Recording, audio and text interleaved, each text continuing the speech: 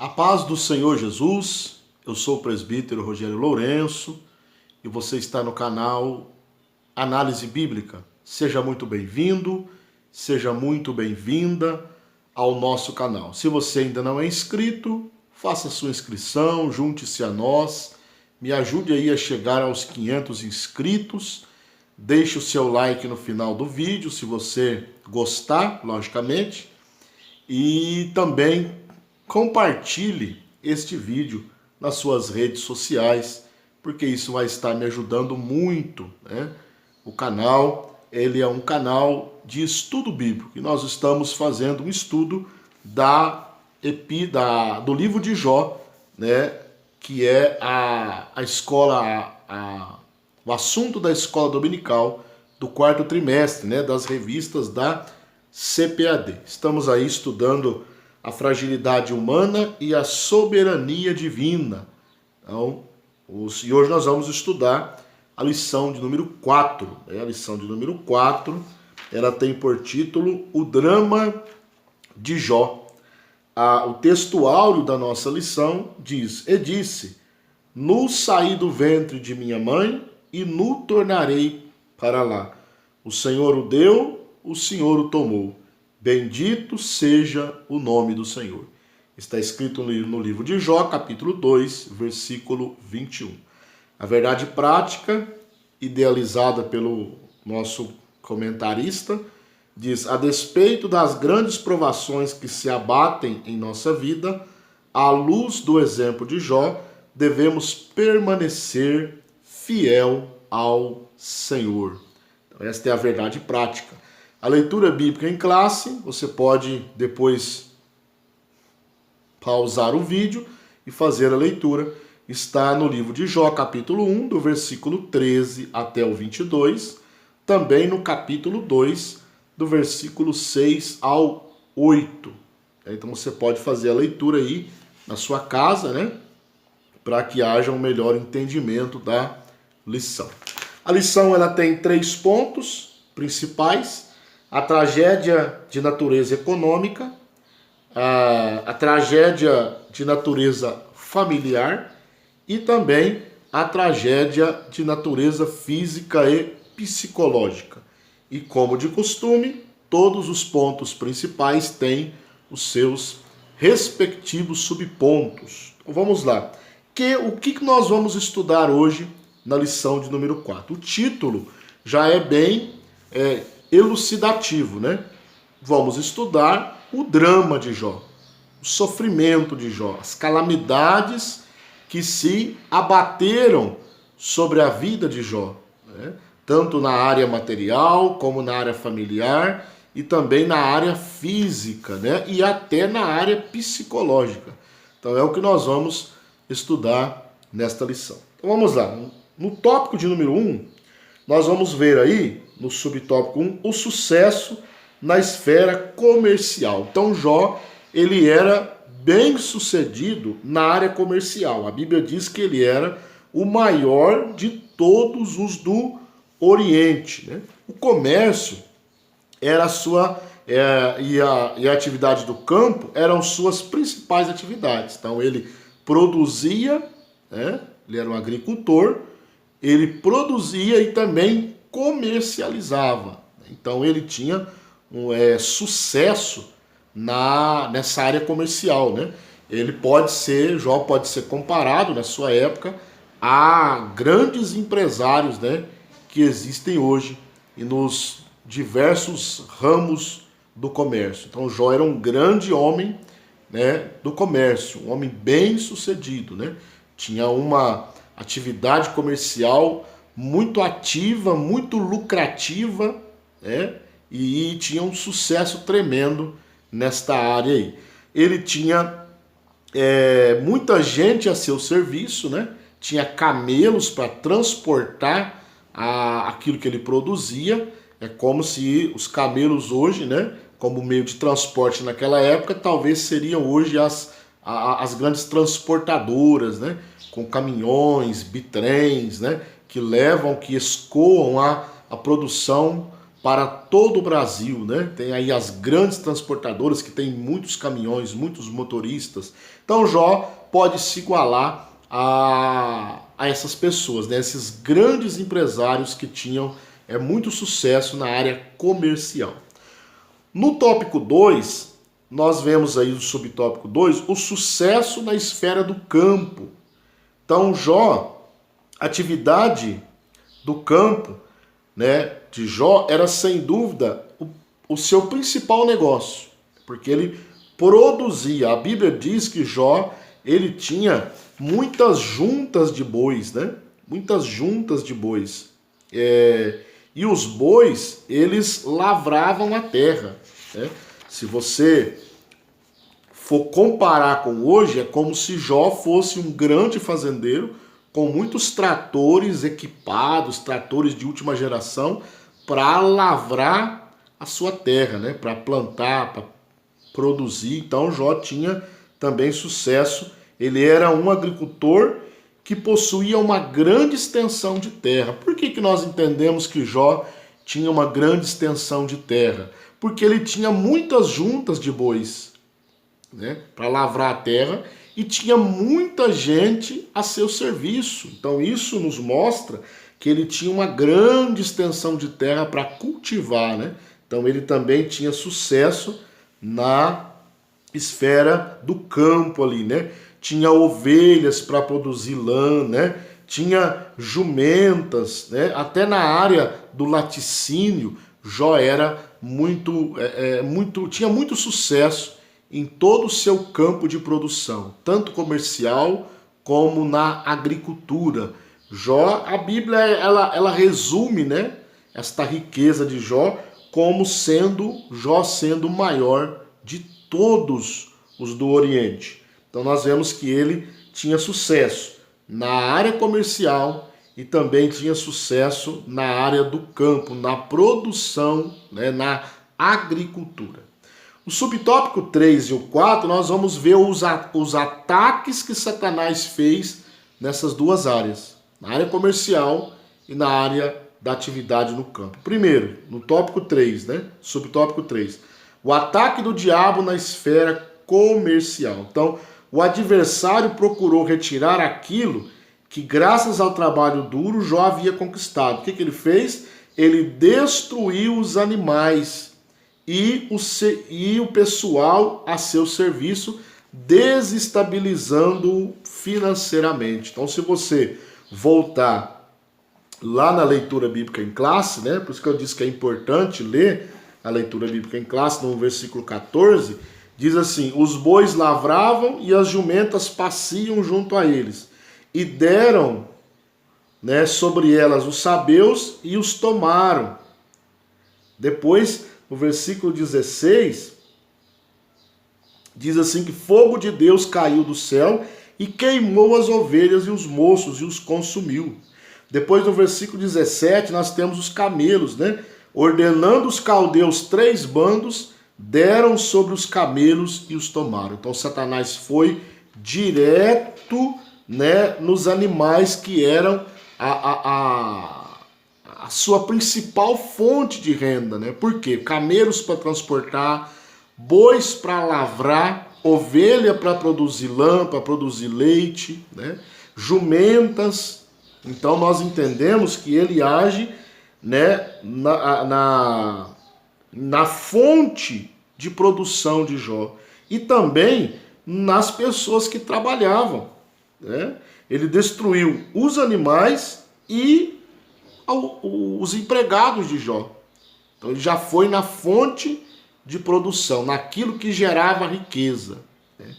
No subtópico 4, Satanás vai e também ataca na esfera do campo, né? Destruindo a fonte de produção de proteína e laticínio. O diabo atingiu em cheio toda a fonte de riqueza de Jó. Então, primeiro ele tocou, porque ele disse para Deus, né?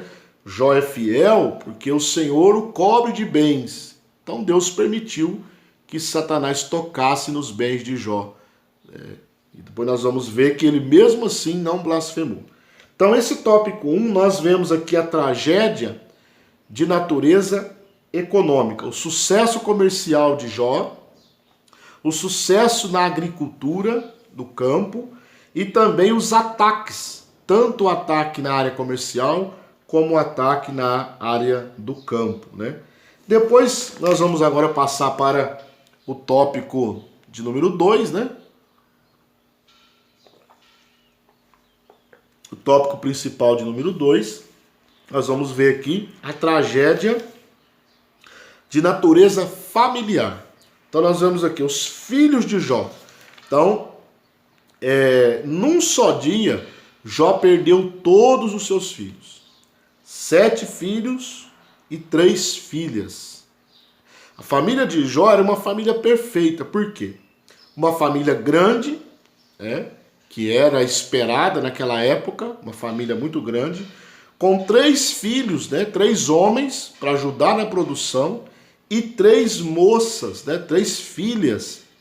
Nós entendemos que a família de Jó era uma família abençoada, era a família perfeita, uma família requerida naquela época. A Bíblia diz que eis que veio um grande vento do deserto, e deu nos 4 cantos da casa onde eles estavam reunidos, os filhos de Jó, e a casa caiu sobre eles e eles morreram, todos de uma vez só.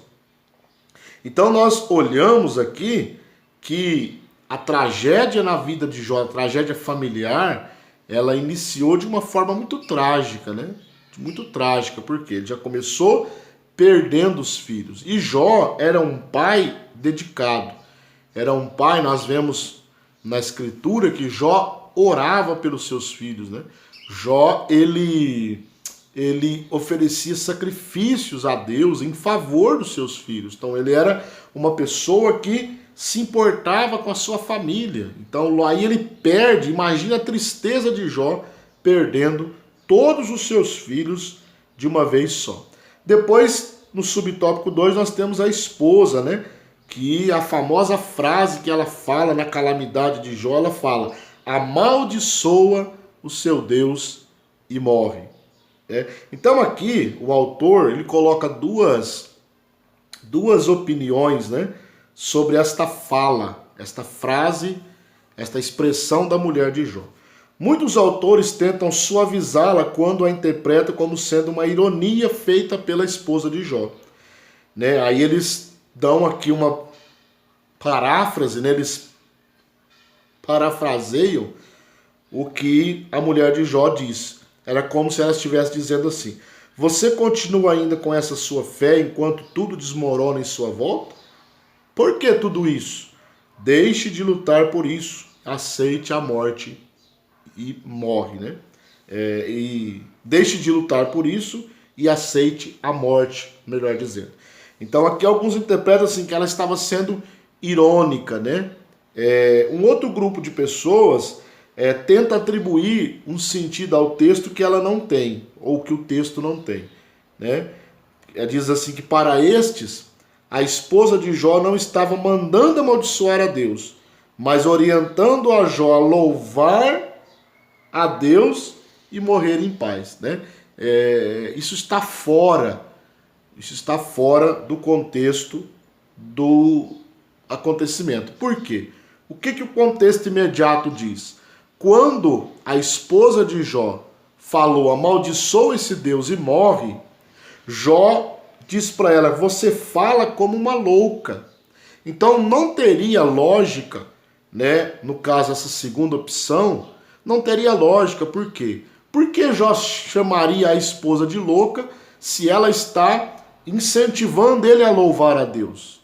Então nós entendemos, nós não podemos sair do contexto, Nós entendemos a frustração da esposa de Jó, entendemos o sofrimento dela, uma mãe perder 10 filhos ao mesmo tempo. Só que nós não podemos sair fora daquilo que ela falou, O que ela falou? Ela falou de fato, amaldiçoa o seu Deus e morre. Nós não podemos sair desta verdade, O subtópico 3, o fato. A exemplo de Jó, o crente deve se refugiar em Deus. É preciso que a família abra a Bíblia em casa e busque o Senhor em estudo, em oração. Então aqui ele vai fazer uma analogia, né?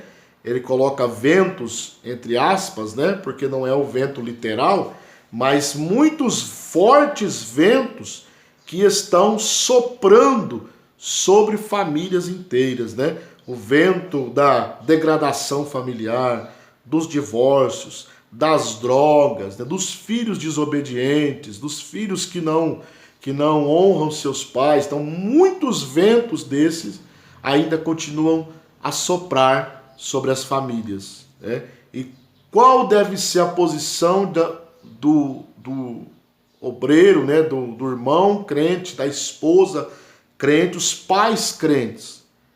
Qual deve ser a posição?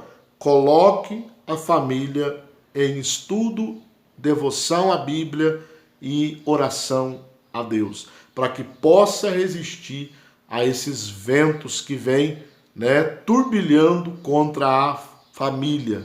Então é isso que nós vemos aqui nesse subtópico 3. Então o que nós vimos aqui no ponto 2, no ponto principal 2? A tragédia de natureza familiar. Então Jó perdeu os filhos, a esposa o manda amaldiçoar a Deus e morrer, e também nós vemos que os ventos, né, simbolicamente, hoje há ventos que também estão soprando contra a família tradicional, a família instituída por Deus, né? O marido, mulher e filhos. Agora, para irmos para o final, nós vemos aí o ponto principal número 3, que é a tragédia de natureza física e psicológica. Então, o diabo toca na saúde de Jó. Então, Deus permitiu o diabo tocar nos bens de Jó, na família de Jó. Jó não blasfemou. Jó continuou firme, continuou fiel a Deus, continuou íntegro, sincero, reto, continuou se desviando do mal. Então Satanás fala, mas também ele tem saúde, né? Toca na saúde dele para você ver, né, se ele não blasfema.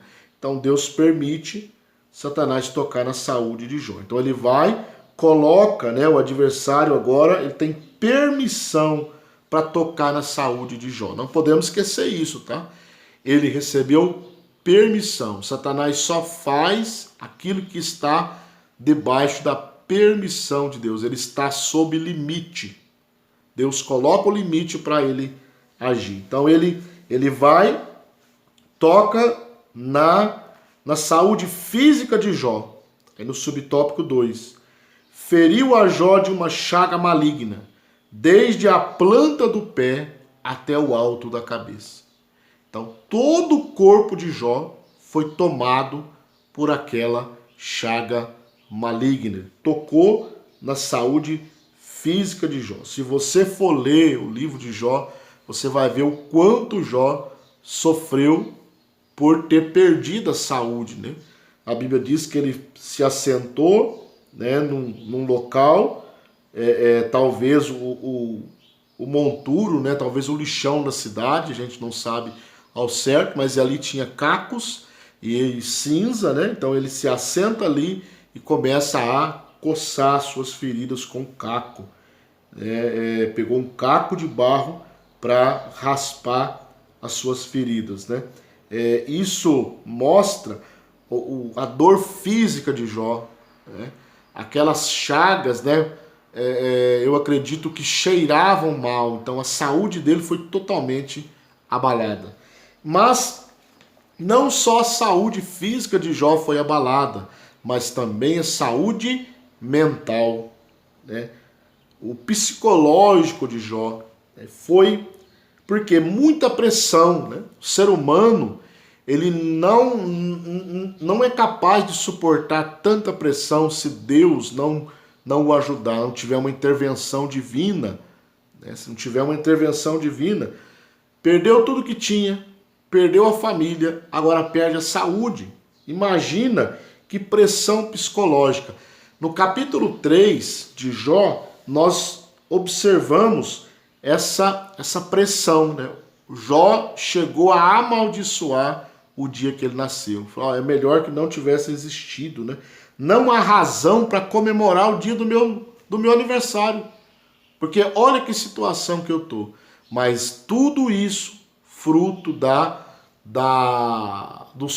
drama, né? Das tragédias que caíram sobre ele. Então, para amaldiçoar o dia do nascimento, é só sob uma pressão psicológica muito forte. É por isso que lá no final do livro, Deus, conhecendo a estrutura do ser humano, conhecendo a estrutura de Jó, Deus não levou em conta muitas coisas que Jó falou. Quando ele vai tratar com os amigos de Jó, ele fala, vocês não falaram de mim retamente como meu servo Jó, porque Deus sabia, né? E a pressão psicológica de Jó não era só pela perda. Ainda tinha a questão de Jó não saber o que é que estava acontecendo. Por quê? O porquê que estava acontecendo aquilo. Essa pressão ainda era maior na mente de Jó. Então, nesse ponto 3, nós aprendemos isso, né? Tragédia na natureza física e psicológica. O diabo toca na saúde de Jó, na saúde física e na saúde mental. Jó sofreu bastante, muito, mas venceu, né?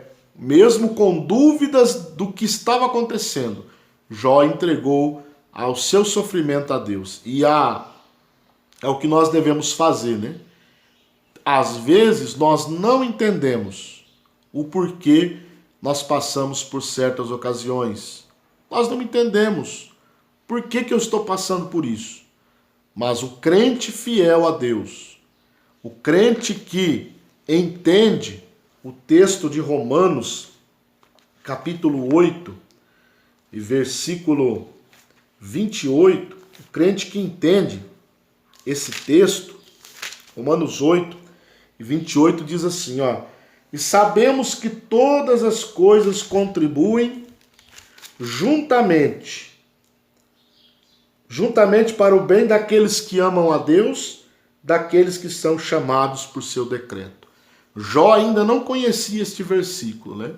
Porque, logicamente, a carta aos Romanos ainda não havia sido escrita. Porém, Jó sabia que as suas tragédias estavam debaixo do controle de Deus. E esta é a palavra que eu deixo para você. Saiba sempre que tudo que acontecer, se você estiver na vontade de Deus, isso é importante. Se você sair fora, aí é outra coisa. Mas se você estiver na vontade de Deus, tudo o que acontecer com você estará debaixo do controle de Deus. Que Deus te abençoe. Não esqueça de deixar o seu like aí.